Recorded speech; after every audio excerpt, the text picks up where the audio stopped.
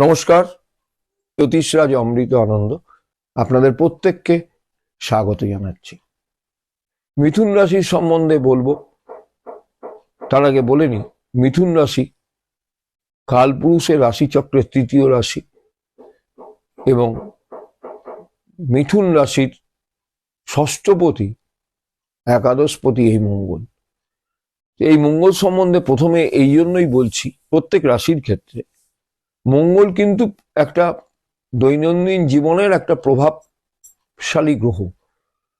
45 দিন অন্তর তার স্থান পরিবর্তন, এক রাশি থেকে আরেক রাশিতে যায়। আপনারা জানেন কালপুরুষের 12টা রাশিচক্র এবং 12টা রাশিচক্রের তৃতীয় ঘরে যাদের লগ্ন বা রাশি, তারা ঠিক কিভাবে জানুয়ারি মাস 2025 তারা কিভাবে চলবেন বা তাদের কিভাবে চলবে, গ্রহ নক্ষত্র কি বলছে, এই তো জানার ব্যাপার বা আপনাদেরও কৌতূহলের ব্যাপার যে দেখি তো আমার রাশি সম্বন্ধে কি বলেছে। মিথুন রাশির প্রথমেই বললাম ষষ্ঠপতি একাদশপতি মঙ্গল। মনে রাখবেন যে মিথুন রাশির দ্বিতীয় এখন মঙ্গলের অবস্থান গোচরে। সেই মঙ্গল বক্রী মঙ্গল, বক্রী হয়ে গেছেন। তিনি কিছুদিনের মধ্যেই অতিচার গতিতে বক্রী হয়ে কর্কট থেকে সেই মিথুনে আসছেন এবং এটি কিন্তু মিথুন রাশির জন্য খুব শুভ হবে বলে আমি মনে করি না।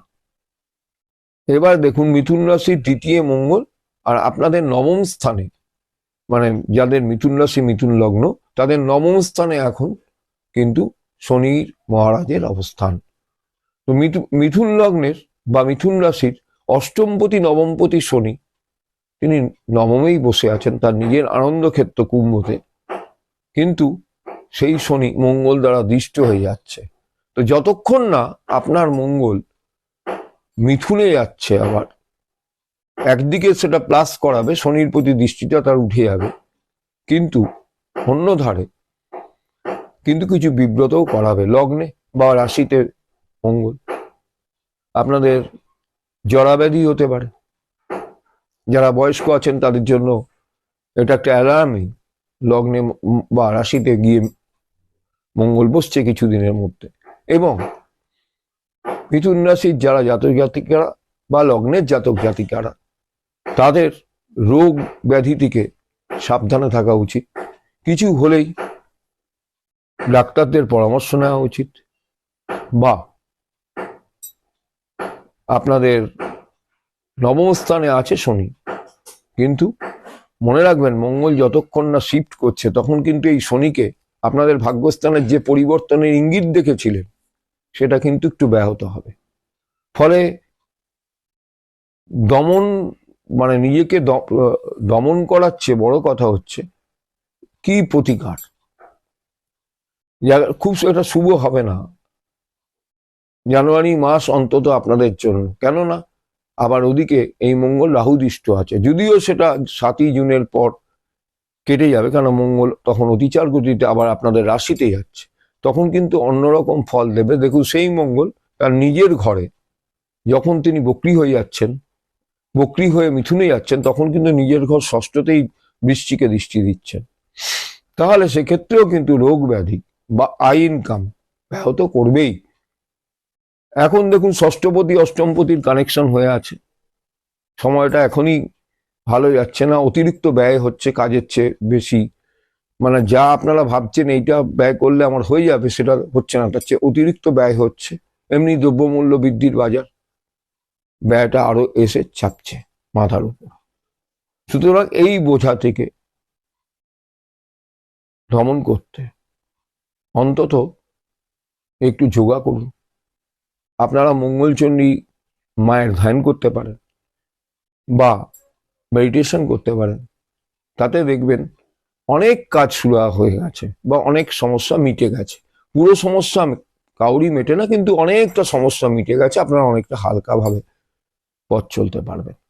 আপাতত মিথুন রাশিকে খুব ভালো একটা কিছু জানুয়ারি মাসে এক্ষুনি বলতে পারছি না, পরবর্তীকালে যখন সেই সময় ভালো আসবে আপনাদের নিশ্চয়ই জানাবো। কন্যা রাশি কালপুরুষের একদম ষষ্ঠ ঘর। কালপুরুষের দিয়ে আমরা যদি রাশিচক্র বিচার করি, তার ষষ্ঠ ঘর কন্যা রাশি। কন্যা রাশির জাতক জাতিকা যারা আছেন বা কন্যা লগ্নের জাতক জাতিকা যারা আছেন, তারা কিন্তু কিছুটা ভালো ফল এই সময় পেতে পারেন। কেন পেতে পারেন? আপনাদের একাদশে মঙ্গল রয়েছে। এই বর্ষ চেঞ্জ করে জানুয়ারি মাসে আপনারা ভালো ফল পেতে পারেন। কেন? এখন মঙ্গল আছে আপনাদের রাশি বা লগ্নের একাদশে। সে অতিচার গতিতে বক্রী হয়ে প্রথম সপ্তাহে পরেই মিথুন রাশিতেই ফিরে যাবেন। ফলে সেটা দশম ঘর। তাহলে কর্মের জগৎটা আপনাদের জন্য খুব ভালো প্রশস্ত হতে পারে। যদি বক্রী ভাবটা যখন কাটবে, তখন আপনারা কর্মক্ষেত্রে যে কোনো সিদ্ধান্ত নিতে পারেন। থাকছেন বক্রী। এখন কন্যা লগ্নের পঞ্চমপতি তথা ষষ্ঠপতি শনি কুম্ভে আছেন, মঙ্গল দ্বারা দৃষ্ট হয়ে আছেন। ফলে একটু সমস্যা দেখা দিলেও আপনাদের কাজের জায়গা থেকে, এবং আমি বলবো কমিউনিকেশনে যারা আছেন তাদের জন্য সময়টা কিন্তু ভালো হতে যাচ্ছে। কিন্তু যেহেতু এতগুলো ডিস্টারবেন্স আছে, মঙ্গল রাহু দ্বারা দৃষ্ট আছেন, কেটে যাবে 7ই জুন, কেটে যাবে রাহু দ্বারা দৃষ্ট, বা শনিকে আর মঙ্গল দৃষ্টি তখন দিতে পারবেন না।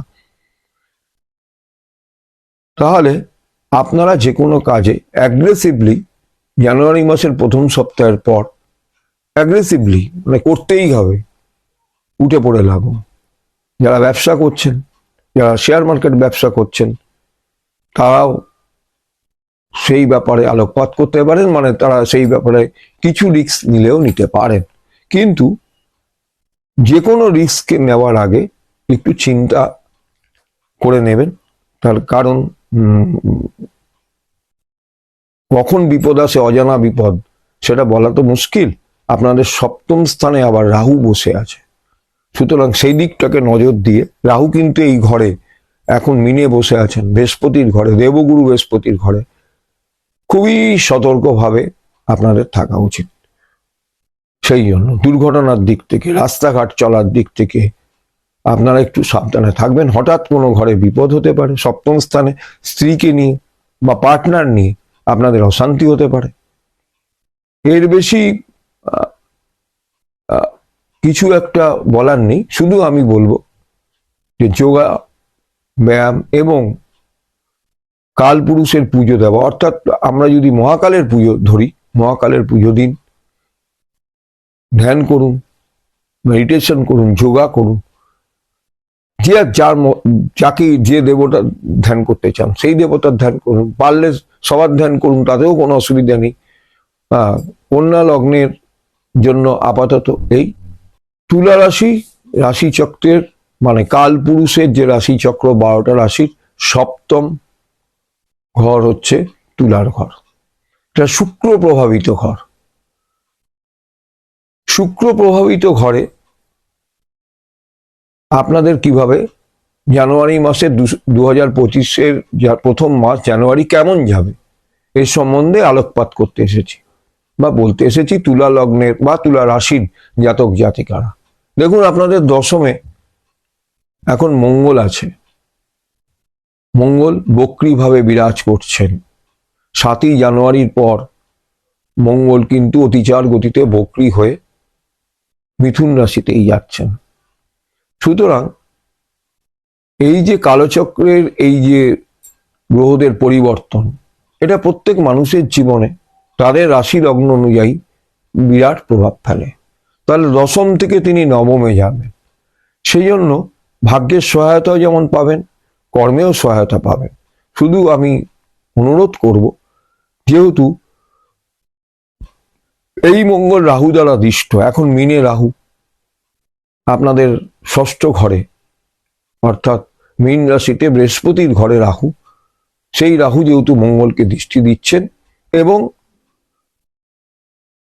এই মঙ্গল আবার বক্রী মঙ্গল আবার আপনাদের পঞ্চম হাউসের মালিক শনির ঘরে, যে শনি বসে আছেন নিজের ঘরে বা শনির আনন্দ স্থানে, সেই শনিকে দৃষ্টি দিচ্ছেন। তাই প্রথম এই মঙ্গলের অতিচার গতিতে বক্রী হয়ে মিথুনে যাওয়া পর্যন্ত একটু সতর্কতার সাথে এগুন, পরবর্তীকালে অল আউট খেলুন সব ব্যাপারে। কি প্রেম, কি ভালোবাসা, যাই প্রেম ভালোবাসা যারাই সেই জীবনে জড়াচ্ছেন তাদের ক্ষেত্রেও বলবো 7 তারিখ পর্যন্ত একটু ধৈর্য ধরে অপেক্ষা করে তারপরে আপনারা সেই ব্যাপারে এগিয়ে যান। এরপরে আসছে বৈবাহিক জীবনের কথা। সেখানেও আমি বলবো যে দেখবেন হঠাৎ কোনো বিপদ চলে যাচ্ছে। মনে রাখবেন যে ষষ্ঠ হাউসের আপনাদের রাহু, সেও কিন্তু মঙ্গলকে এখন দৃষ্টি দিচ্ছে। এটা প্রথম উইকেই, মানে 7 তারিখের পরই এটা ধীরে ধীরে কেটে যাবে। ফলে সেই ব্যাপারটা আপনাদের কিছু সুখ দিতে পারে। যারা ব্যবসা করছেন তাদেরকেও, বা যারা কর্মের জগতে আছেন তাদেরকেও পরীক্ষামূলক কাজে কৃতকার্য হতে পারেন, এবং ঊর্ধ্বতন কর্তৃপক্ষের সাথে যে কাজই করছেন সেখানেও আপনারা সহজভাবে যেতে পারেন। এবারে আসছি বৃশ্চিক রাশি সম্বন্ধে। বৃশ্চিক রাশি সম্বন্ধে বলতে এসেছি। দেখুন, কালপুরুষের রাশি চক্রের বৃশ্চিক রাশি হচ্ছে অষ্টম ঘর, মঙ্গল প্রভাবিত ঘর। তো বৃশ্চিক লগ্নের বা বৃশ্চিক রাশির জাতক জাতিকারা জানুয়ারি 2025 তাদের কেমন যাবে বা তারা কেমন ভাবে কাটাবেন সেই সম্বন্ধে একটু আলোকপাত করতে চাইছি। বৃশ্চিক রাশি মঙ্গল প্রভাবিত ঘর, এটা অনেকেই জানেন, বা যারা জানেন না তারা অন্তত মিলিয়ে দেখবেন, এটা মঙ্গল প্রভাবিত ঘর। তাহলে আপনাদের বৃশ্চিক রাশির এখন বর্তমানে কোথায় রয়েছে মঙ্গল? নবমে, গোচরে।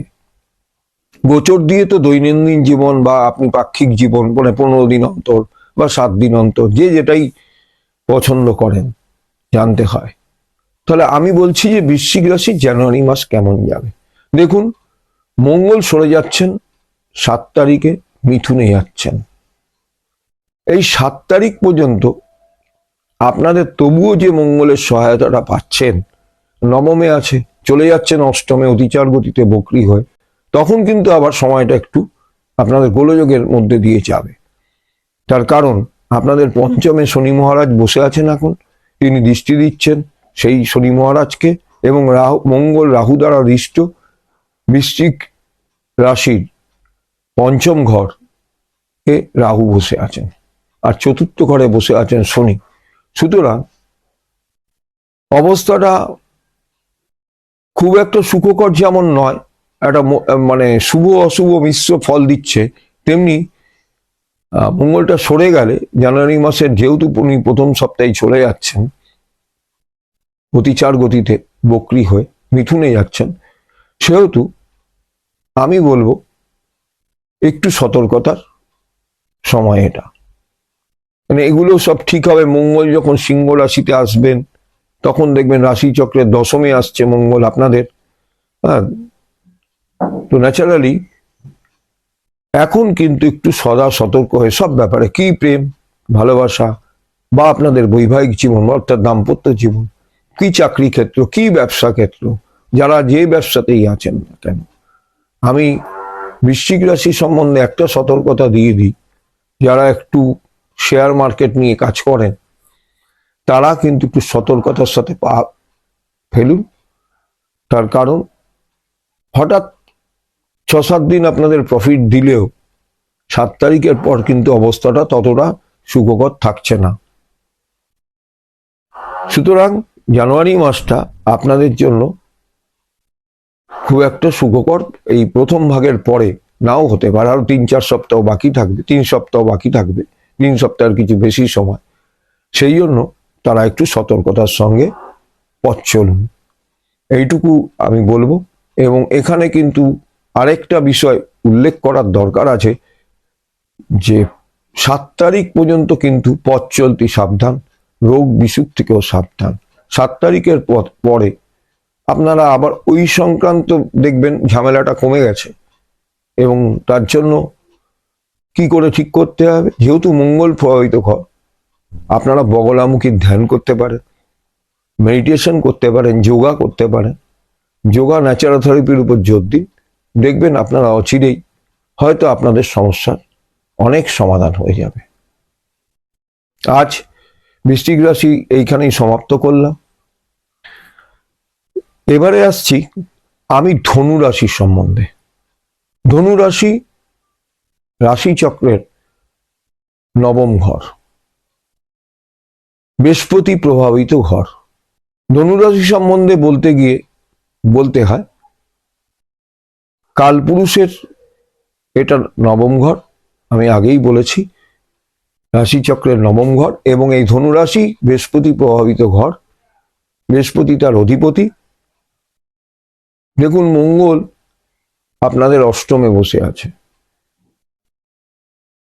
মঙ্গল আপনাদের অষ্টমে বসে আছে, এবং আপনাদের তৃতীয় বসে আছে শনি মহারাজ। মঙ্গল কিন্তু এখন বকরি, অষ্টম ঘরে মঙ্গল বকরি, সে রাহু দ্বারা দৃষ্ট, আবার শনি কিন্তু তৃতীয় ঘরে মঙ্গল দ্বারা দৃষ্ট। রাহু বৃহস্পতির ঘরে আগেই বলেছি, এবং দেবগুরুর ঘরে এই বৃহস্পতি ঘরে রাহু খুব একটা শুভ ফল দিতে পারে না। তাহলে মঙ্গল অতিচার গতিতে 7ই জানুয়ারি চলে যাচ্ছেন মিথুন রাশিতে, আপনাদের সপ্তম হয়ে যাচ্ছে, সপ্তম ঘরে যাচ্ছে। তো এইখানে দাঁড়িয়ে আপনাদের একটুখানি প্রতিটি কাজে ধৈর্য ধরে থাকুন, হঠাৎ কোনো বিপদ আপদ থেকে সাবধানে থাকুন। তার কারণ আপনাদের চতুর্থ ঘরে রাহু বসে আছেন, সেই রাহু মঙ্গলকে দৃষ্টি দিচ্ছেন। পরবর্তীকালে যখন মঙ্গল চলে যাচ্ছেন তখন রাহুর দৃষ্টিও থাকছে না, আবার শনির প্রতি মঙ্গলের দৃষ্টি থাকছে না।